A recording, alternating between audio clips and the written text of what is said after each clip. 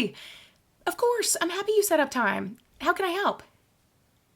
No, coming to HR, I'm not just here for managers or anybody at a certain level.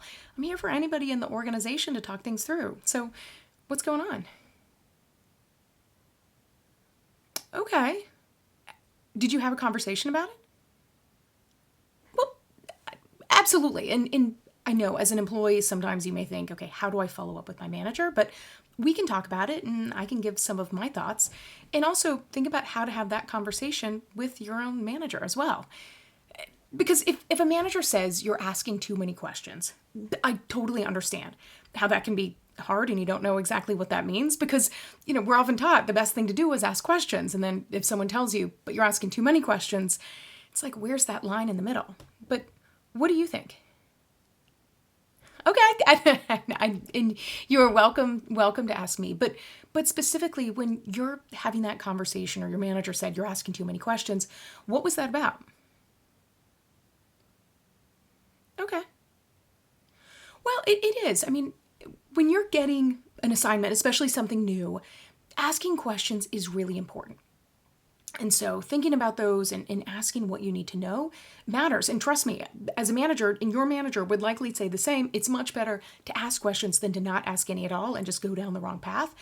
But some of it is to think and understand. One, sometimes you catch people on a bad day, and I don't know the conversation and what was going on, so I won't make any assumptions. I also, won't make apologies because telling someone you ask too many questions, then not explaining more. Like, that's not the way we generally want to manage. Just to give specific examples, but in the moment, people don't always do that, and so as a manager, sometimes for managers, I remember when I realized I'd had my own boss, totally different role than I have now. And I worked with this boss and I went to ask a question and I started asking my question. And my boss said, like, I cannot answer this right now. Just come back some other time. And I remember going back to my desk and thought, I must quit. I'm going to get fired. I can never have a conversation again. And later we talked and he's like, I'm sorry. I was very frustrated. He's like, I just had a zillion emails. You can look at my inbox. And I had never looked at my boss's inbox, and everybody won't be like literally showing you their inbox, but I had no idea just the number of things that he was dealing with as a manager. And just the questions, the calls, things from all sorts of people. And so as a manager, sometimes when you're a team member, your manager may say, I'm here to support you. And then you ask for the support and you're like, why is it not there? But they may be dealing with a ton of things at once and trying to do things. And so sometimes, again, we take our frustration out on other people, which nobody should. But sometimes it is this aspect of you have a thought and you say it, especially if you're a manager, you're trying to do things and someone's asking questions. And so the one thing that's, from my perspective, for anything to say is, again, it is important to ask questions. But some of it, and this may be what's going on, and we'll talk about how you can have that conversation to really find out directly, because I certainly don't want to guess or assume anything myself, but is asking questions is when a manager thinks of like, okay, performance reviews or something, like rating people on performance reviews, it is this blend of asking questions and making decisions. And it's not always easy to do, and it's a real skill. But this idea of, okay, what's the information that I need to know, and then taking things to decide on your own. And so as you're asking questions, and you said, like, I don't know, you just asked about like every single detail because you didn't know anything. That's, again, asking questions is important, but some of it is thinking to yourself, okay, if I'm getting feedback that I'm asking questions, too many questions, and we'll talk about that, but is to think about the questions that you're asking, and are some of those things that maybe you could decide yourself, but why you may be asking that. Totally. And not wanting to screw up or get fired or get embarrassed. I mean, those are all totally natural human emotions. And I actually think that's really important in the conversation that you have with your manager. But to think to yourself, what does that look like? To think about the things that I need to know and the decisions I can make. And so if you're asking questions and like all sorts of individual questions one-on-one, just sometimes, and whether you're talking to a manager or colleague, anybody else, they may feel like it's like, and they're making decision. And at some point they just kind of shut down. If it's question after question, like you said. And so sometimes a way to rephrase that, because every conversation can be an opportunity to figure out your own style and to grow. And I know that sounds kind of corny in HR, But a really helpful way to phrase that can be to say, okay, going in this assignment, what are the key things that I need to know and what are the things that I should be deciding on my own? And if things come up, what are the things that I need to bring to your attention? Some of those can be really helpful because managers, when they're assigning something, they don't always think about, it literally is like a game of telephone. They don't always think about everything that way or telling you like, okay, these are things that could happen. This I need to know about, that I don't need to know about. And so, but just breaking that down as opposed to just asking question like, okay, what size paper should it be on? Like what formatting, how many margins, all those things to say. Instead of asking those specifics and after literally saying like, what are the things I need to know? Like, oh, is there an example that I should at least model it after or things like that from a style perspective?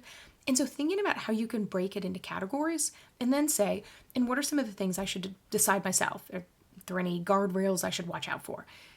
Yes, another HR word sometimes, but also one, depending on what your manager says, but speaking more to their language about the things that they care for. Because every time your manager is giving something to you, they're likely going to do something with it, whether it's share it with others in the organization, the company, with clients, they're going to do something with it. And so thinking about, okay, how can I get this into the best format overall, but also use this as an opportunity to show, like, I know what I'm doing or to do things. And it is a skill, so it's something to work on overall.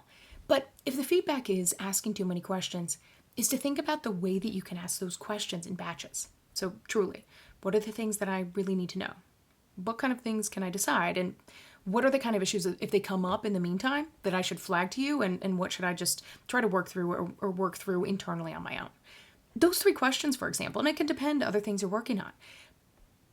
I'm happy. If you have something that comes up, I'm totally happy to give you my thoughts of how to ask those questions. I am absolutely happy to help you do that. But I do think having that conversation now with your manager and raising that, again, you can't always predict how people are working with people, but if you've gotten that feedback, it's reasonable. In addition, obviously care about it. We're having this conversation, but to have a conversation with your manager, when's your next one-on-one?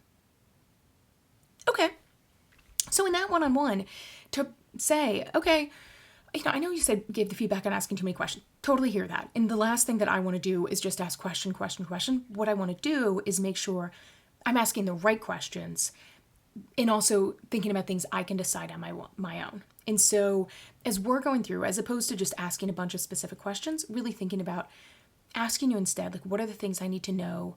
What are the things that I can decide on my own? And as things come up, what are the things that I should flag to you or not? And saying, one of the things I want to do is grow and develop is make sure that as I'm communicating with you or anybody else, that I am thinking about that strategically and make sure I'm getting the information I know, but also making decisions on my own and using everything I do as a growth opportunity. Yeah, I'm happy to send that to you, but I do think reframing that, because probably your manager is going to feel, like, okay, I shouldn't just tell you asked too many questions, and in that may be. But again, also showing for your manager, like, I know you have a lot going on and decisions you're making and other people you're supporting, so I want to make sure I am asking those right questions, but not overdoing it so that you feel like it's not worth delegating that to me. I can decide things on my own and really do it and take ownership of it. So again, those are some of the things that send that signal of, I am going to double check. I'm not going to retreat and just assume from here on out that I know everything and hope I don't mess up. But you're instead sending signals of, I am growing strategically. And those are things that can really help you over time in this job and your career. Okay. I'm happy. I'll send you the way that I phrase that, but also I think it's important over time to find your own voice. And I'm always here as a resource to think about things and to think about those conversations to help everybody grow and develop. But you will find your own voice as well.